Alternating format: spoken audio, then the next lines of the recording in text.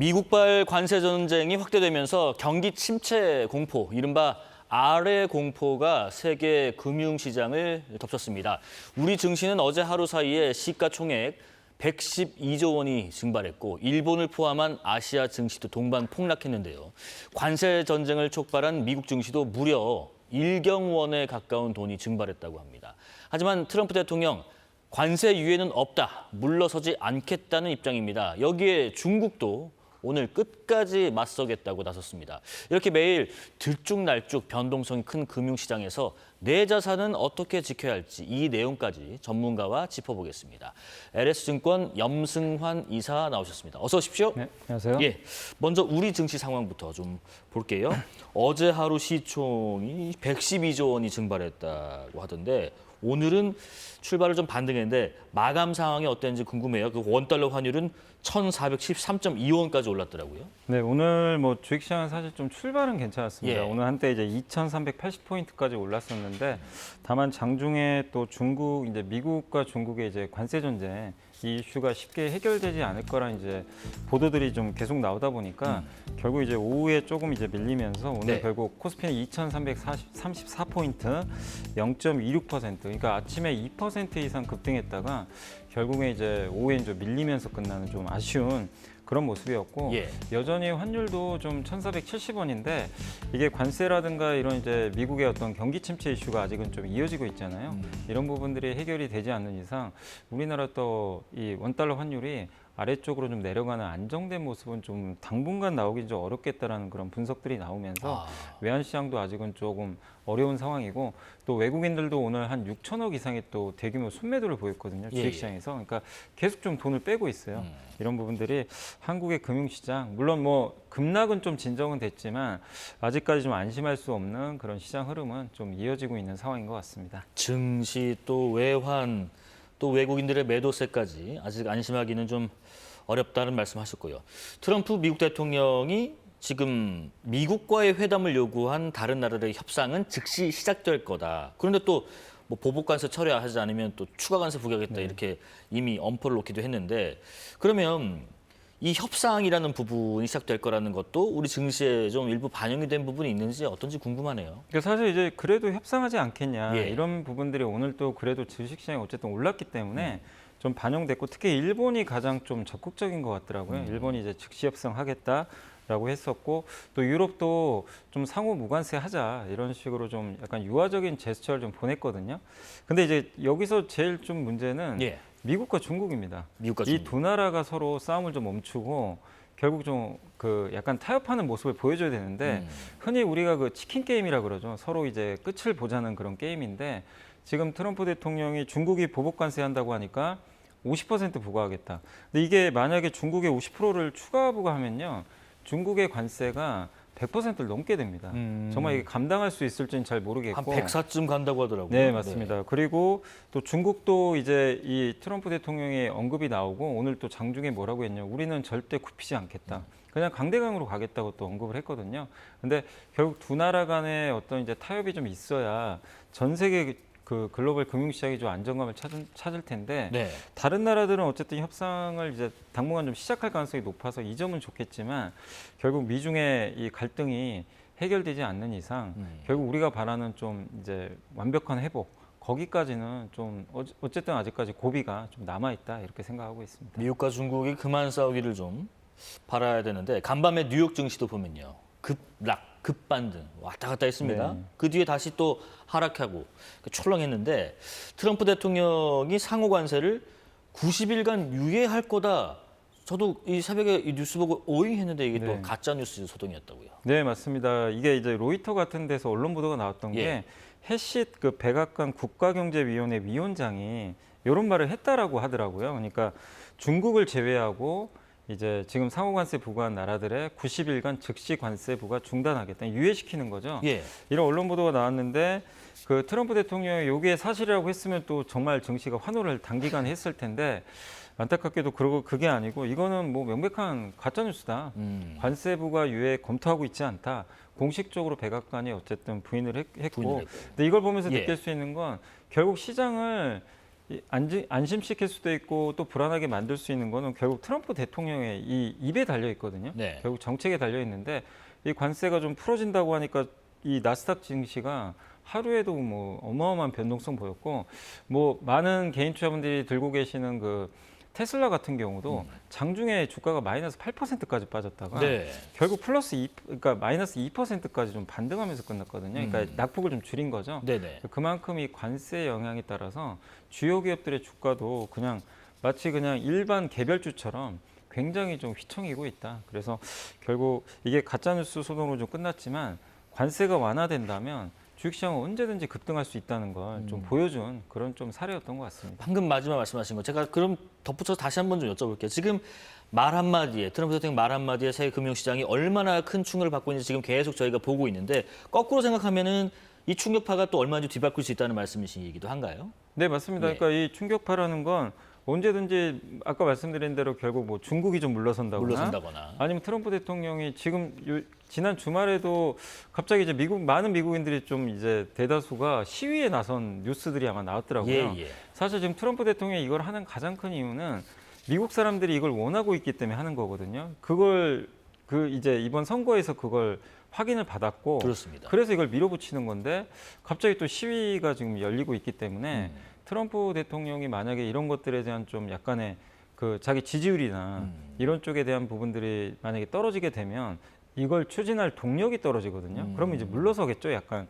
그러면 또 증시가 급반등할 수 있어요. 그러니까 결국 트럼프 대통령이 물러서거나 약간 아니면 미국이 이렇게 나갈 때 유럽이나 중국이 일단은 좀 굽신거리는 거죠, 어떻게 보면. 예. 예. 약간 좀 그래 저자세를. 뭐 관세 우리가 좀 그래도 우리 경제 문제가 생기니까 그래 미국 측 요구 들어주겠다 이런 식으로 좀 저자세로 나가준다면 사실 분위기가 그럼 굉장히 또 갑자기 바뀔 수가 있거든요. 근데 지금은 유럽은 조금 유화적인 제스처를 취한 건 맞는데 네. 아직 미국 반응은 되게 시큰둥해요. 그러니까 여기서 핵심은 중국입니다. 근데 중국이 너무 강하게 나오니까 지금 미국도 좀 굽히지 않고 있거든요. 그럼 결국 트럼프와 시진핑 이 두 사람이 결국 풀어줘야 되는데 지금 언젠간 저는 좀 풀리지 않을까 싶긴 한데 단 며칠간은 어쨌든 이런 강대강 구조는 조금 더 이어지지 않을까 이렇게 생각을 예. 하고 있습니다. 하지만 트럼프 미국 대통령은 이 시장 충격에도 관세 정책을 강행했습니다. 후퇴는 없을 것으로 보인다. 트럼프 대통령의 발언 듣고 이어가겠습니다. I think your question is so stupid. I don't want anything to go down. But sometimes you have to take medicine to fix something. We will be taking in over $1 trillion over the next short period of time with the tariffs. 뭘 고치려면 약을 먹어야 된다라는 비유를 들면서 그러니까 시장 하락을 원하지는 않지만은 미국이 무역 적자를 해결하려면 이 시기를 조금 버텨야 되는 건 어쩔 수 없는 것이다. 그러니까 조금만 버티면 미국이 단기간에 큰 돈을 벌 수 있다. 뭐 이런 해석인가요? 그러니까 이제 미국이 뭐 아시겠지만 수입을 많이 하는 국가잖아요. 예. 사실 이제 제조업은 별로 없고 서비스업 국가고 소비만 하죠 거의. 그러다 보니까 이제 이 무역 적자가 어떻게 보면 당연시 되는 거죠. 예, 왜냐하면 이제 해외에서 수입을 하고 그건 대부분 적자로 잡히기 때문에. 근데 그래서 중산층의 삶이 힘들어졌고 일자리가 많이 없어졌다. 그래서 이거를 이제 바로잡겠다. 이게 이제 트럼프 대통령이 이제 정책의 핵심이거든요. 네네. 그래서 그걸 바로잡기 위해서 결국 무역 적자 줄이는 제일 좋은 방법 중에 하나가 수입을 좀 줄이는 거거든요. 근데 그걸 하기 위해서 바이든 대통령은 뭐를 했냐면 이제 미국에 공장 지으라고 당근을 줬죠. 네. 보조금을 줬기 때문에 우리나라 기업들도 많이 투자를 했잖아요. 그렇습니다. 근데 트럼프 대통령은 당근이 아니라 채찍을 들고 있는 거죠. 관세. 그러니까 만약에 미국에 공장을 안 짓거나 너무 많은 이제 우리가 무역 적자를 보게 되면 이 나라의 상대국에 관세를 부과하겠다. 그래서 우리도 좀 그 계산법이 되게 황당하긴 하지만 우리도 이번에 25%를 맞았고 네. 사실 이제 베트남 같은 국가가 이번에 46% 관세를 맞았는데 베트남은 미국의 무역 수지 흑자 규모가 한국보다 더 많더라고요. 그러니까 너무 미국에서 많은 돈을 이제 벌어간다고 생각하는 거죠.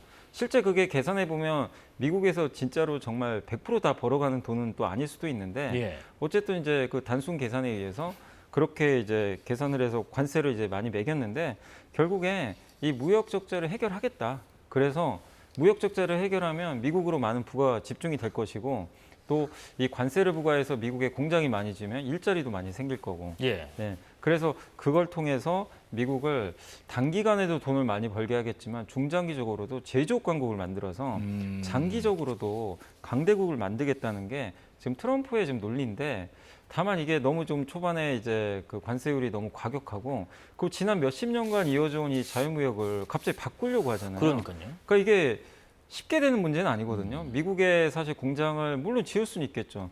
근데 이게 자동차 공장만 지은다고 해결될 문제가 아니라 자동차에 들어가는 각종 부품들이 너무 많잖아요. 이런 것들도 전 세계에 다 흩어져 있는데, 이것도 사실 미국 공장 옆에 다 지려면 사실 어마어마한 시간이 걸리는데, 그걸 지금 당장 해야 되겠다. 그러다 보니까 좀 약간 무리수를 두는 감도 있는데, 그런 정책들이 어쨌든 성공할지는 뭐 누구도 알 수는 없지만 주식시장만 봤을 때는 이건 좀 불가능한 일이다. 너무 불가능한 일을 마치 하려고 하는데, 거기서 이제 전 세계 증시 또 미국의 경기 이런 것들이 이제 부담스러워 하다 보니까 시장 반응도 좀 안 좋은 것 같고, 그리고 아까도 뭐 약을 먹고 있다고 하셨는데 트럼프 대통령 계속 그 얘기를 해요. 나는 지금 수술하고 있다, 미국이란 나라 자체를. 근데 수술할 때 좀 고통이 따르잖아요. 네네. 그걸 참아야 된다. 그러니까 주식시장 급락하는 건 어쩔 수 없다. 인내심 필요하다. 이 말은 좀 계속하고 있는 것 같습니다. 지금 그 트럼프 대통령의 정책 반대 시위가 열리고 있다라는 언급을 하셨는데, 지금 근데 시총 일경을 날리면서 골프공도 같이 날리는 이 티샷 하는 모습을 SNS에 공개했는데, 트럼프의 이런 행동은 이제 우리가 어떻게 해석해야 될까요? 여론은 그냥 뭐 우리가 적당히 지금 무시하겠다 이런 건가요? 근데 더 의도적인 것 같아요. 예. 사실 정말 자기 정책이 뭔가 잘못되고 이러면 뭔가 더 열심히 일하는 모습을 더 보여줬을 것 같아요.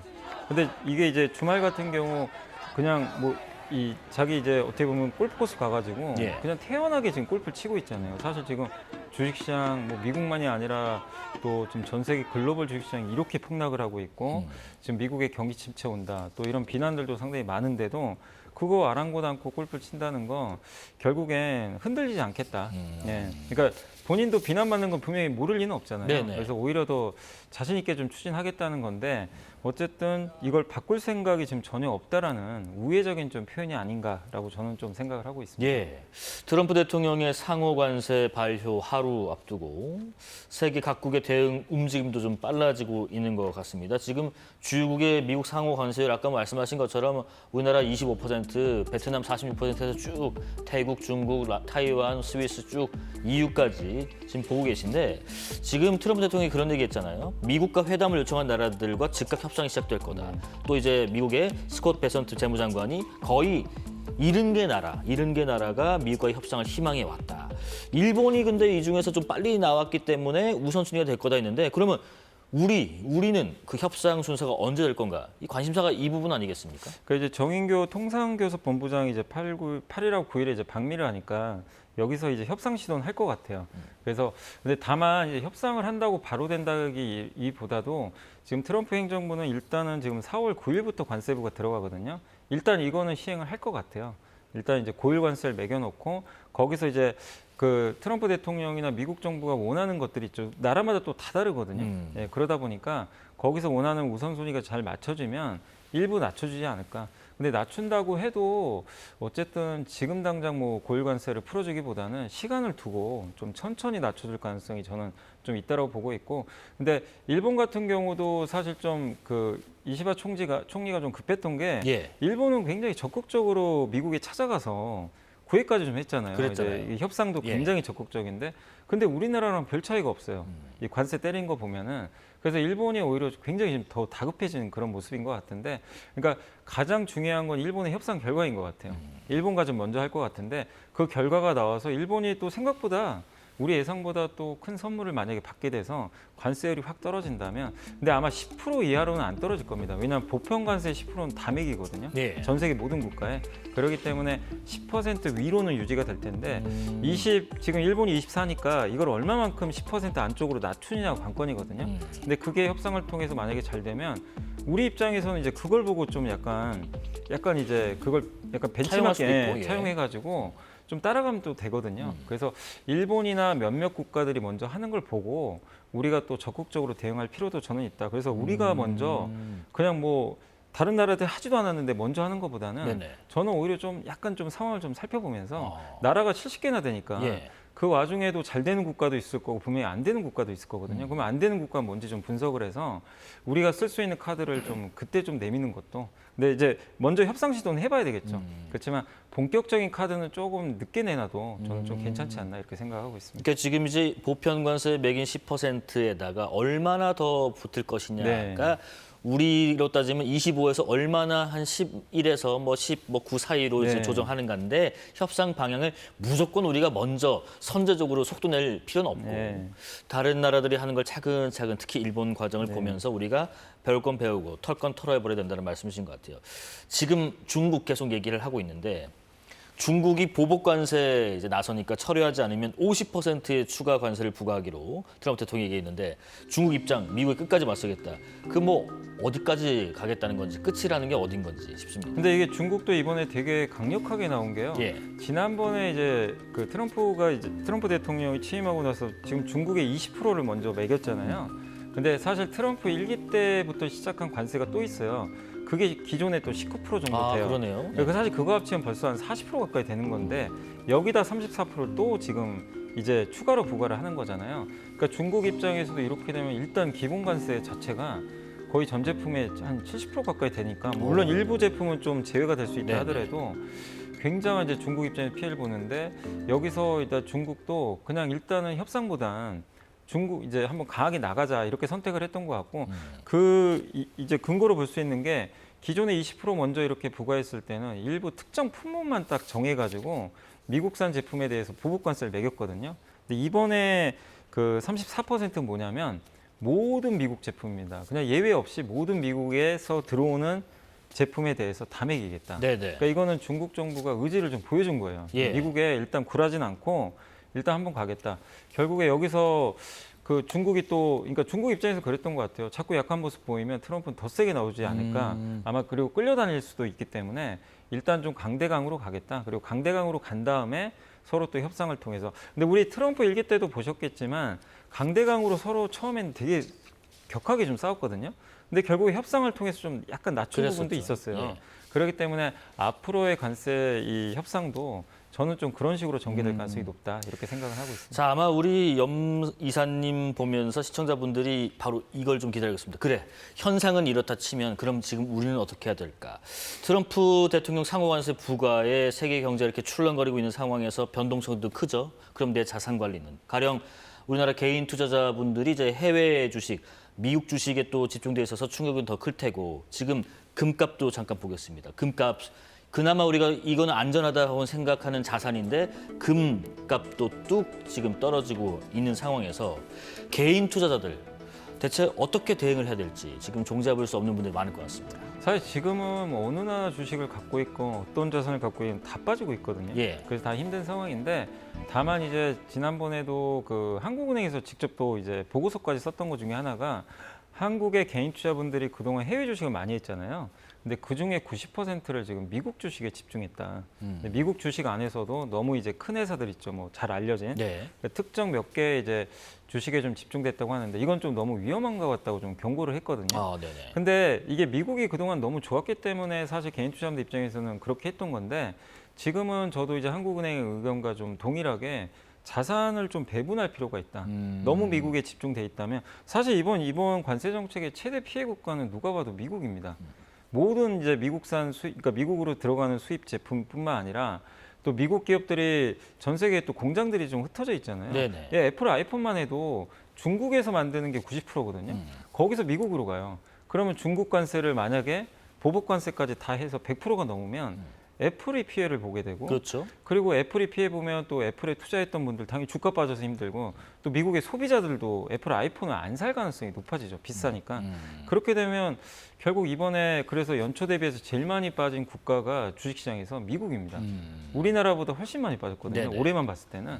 그러니까 이 얘기는 뭐냐면 이번 관세 전쟁에선 과거랑 다르게 전 세계를 무대로 싸우다 보니까 미국이 가장 큰 피해를 볼 수 있기 때문에 미국만 내가 너무 자산이 많다. 달러 자산이 많고 미국 주식에 집중되면 그 피해를 계속 좀 노출시킬 수밖에 없어요. 아하. 언제 끝날지 모르는 예, 이 관세전. 그래서 지금은 차라리 내가 미국 비중이 좀 높다면 만약에 좀 미국도 언젠가 반등을 하겠죠. 그때 미국 주식을 좀 비중을 줄여서 뭐 한국 주식도 있고 일본도 있고 좀 약간 이 국가별로 배분하라는 거죠. 그리고 내가 너무 달러만 갖고 있다면 요새 또 엔화가 달러 대신 좀 안전자산으로 떠오르거든요. 네. 뭐 엔화로 약간 바꿔간다거나 금도 지금 꺾이는데 금도 물론 이제 너무 올라서 지금은 좀 기다리셔야 되겠지만 금이 또 만약에 빠진다면 금 쪽으로도. 그러니까 너무 미국 주식이라는 특정 자산보단 여러 자산으로 좀 일단은 배분을 분산해서. 해놓으시는 게 지금은 좀 어느 때보다 필요하다 이렇게 생각합니다. 알겠습니다. LS증권 염승환 이사와 자산관리 정보까지 알아봤습니다. 고맙습니다. 4월 8일 화요일 사사건건 여기까지입니다. 시청해주신 여러분 고맙습니다.